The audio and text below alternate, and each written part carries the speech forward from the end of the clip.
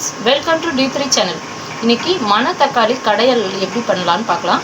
இந்த மணத்தக்காளி கடையிறதுக்கு நான் என்ன எடுத்திருக்கேன்னா, துவரம்பருப்பை வந்து ஒரு 100 கிராம் அளவுக்கு எடுத்திருக்கேங்க. அதை வந்து நல்லா கழுவி வேக வச்சுருக்கேங்க. இப்போ இது கூட என்ன பண்ணலான்னா, மணத்தக்காளி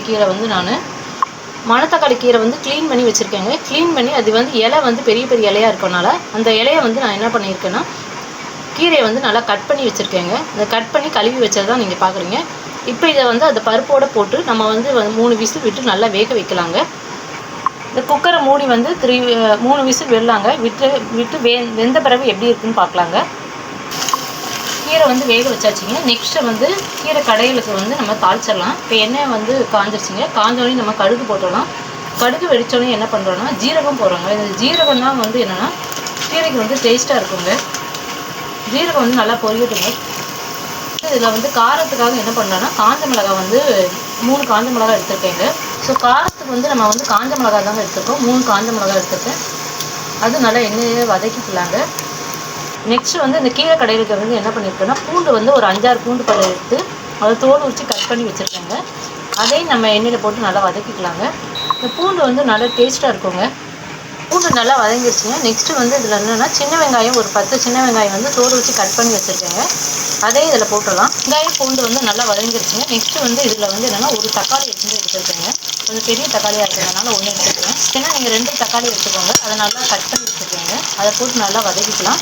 இப்போ வந்து இந்த கீரை கடையிலுக்கு தேவையான உப்பு வந்து இதில் போட்டுடலாம். இந்த தக்காளி வந்து நல்லா வதங்கிடுச்சுங்க. இது வந்து நம்ம ஆல்ரெடி வேக வச்ச கீரைங்க. 3 விசில் விட்ட பிறகு இந்த மாதிரி இருக்குங்க. சப்போஸ் வந்து பருப்பு வந்து நல்லா குழையலைன்னா இன்னொரு விசில் விட்டு வேக வச்சுக்கோங்க. இதில் வந்து நம்ம என்னென்னா, கீரையை வந்து நம்ம கடைய போகிறதில்ல, அப்படியே தாங்க வேக வச்சு இது பண்ண போகிறோம். ஸோ அதனால் வந்து என்னென்னா, வேகலைனாலும் இன்னொரு விசில் விட்டு நல்லா வேக வச்சுக்கோங்க. இப்போ இதை வந்து நம்ம ஆல்ரெடி வந்து தாளித்து வச்சுருக்கோம்ல, அதில் போய் இதை ஊற்றலாங்க. நம்ம ஆல்ரெடி தாளித்து வச்சதை இதில் ஊற்றியாச்சுங்க. ஊற்றினா இந்த மாதிரி தாங்க இருக்கும். இந்த மாதிரி வந்து கீரை வந்து செஞ்சு பார்த்திங்கன்னா ரொம்ப டேஸ்ட்டாக இருக்கும். இப்படி இருந்தால் வந்து சின்ன பசங்க சாப்பிட மாட்டாங்கன்னு நினச்சிங்கன்னா, லைட்டாக மிக்சியில் போட்டு லைட்டாக ஒரு இது மட்டும் அரைச்சி வச்சுட்டு அதுக்கப்புறம் வந்து தாளித்து இதில் ஊற்றுனீங்கன்னா ரொம்ப டேஸ்ட்டாக இருக்குங்க. ஸோ இந்த மாதிரி வந்து நம்ம பருப்பு போட்டு மணத்தக்காளி கீரை வந்து செய்யும்போது வந்து ரொம்ப டேஸ்ட்டாக இருக்குங்க. இன்னொன்று, நார்மலாக வந்து மணத்தக்காளி கீரை டேஸ்ட் வேறு மாதிரி இருக்கும். ஸோ இந்த மாதிரி பருப்பு போட்டு சாப்பிட்டிங்கன்னா சூப்பராக இருக்குங்க. அதே மாதிரி எல்லோரும் ரொம்ப விரும்பி சாப்பிடுவாங்கங்க. ஸோ ரொம்ப டேஸ்ட்டாக இருக்கும், பாராக இருக்குங்க. ஸோ வந்து இதில் கீரை வந்து நம்ம நறுக்கி போட்டனால சின்ன சின்னதாக இருக்குங்க. சப்போஸ் வேணும்னா நீங்கள் வந்து என்னென்னா லைட்டாக வந்து மிக்சியில் போட்டு ஒரு இது பண்ணிக்கோங்க. இல்லைனா கடைஞ்சிக்கோங்க. மத்து வச்சு வந்து கடைஞ்சிக்கிட்டிங்கன்னா நல்லாயிருக்கும். ஸோ நான் வந்து அப்படியே இருந்ததுன்னா நல்லாயிருக்கும் டேஸ்ட்டுங்கிறதுனால அப்படியே யூஸ் பண்ணிக்கிறேங்க. ஸோ இப்படி நீங்கள் யூஸ் பண்ணிங்கன்னா, இப்படி செஞ்சிங்கன்னா வந்து கீரையோட வந்து டேஸ்ட்டே வந்து மாறாமல் இருக்குங்க.